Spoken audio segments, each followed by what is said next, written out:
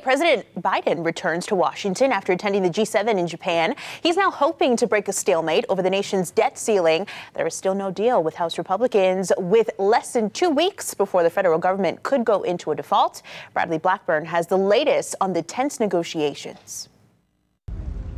This morning, President Biden wraps up his G7 meetings in Japan and returns to Washington, with the clock ticking until the government goes into default. I still believe we'll be able to avoid a default and we'll get something decent done. On Saturday, the president was optimistic about reaching a deal, but at the Capitol, White House negotiators have made little progress with House Republicans, who are demanding what amounts to a 13% across-the-board cut in federal spending and more work requirements for entitlements.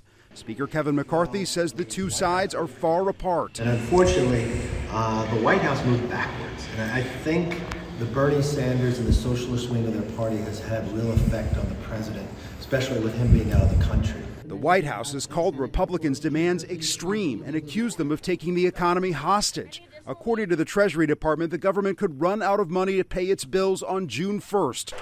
Economists say a default could send stocks plummeting, increase interest rates for credit cards and mortgages, and even send the U.S. economy into recession.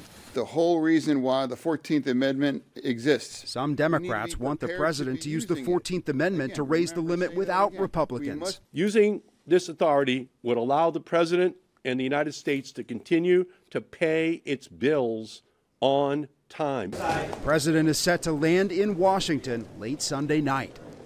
And the president has said he'd consider using the 14th Amendment, but questions the practicality because it would likely wind up in court and still cause financial instability.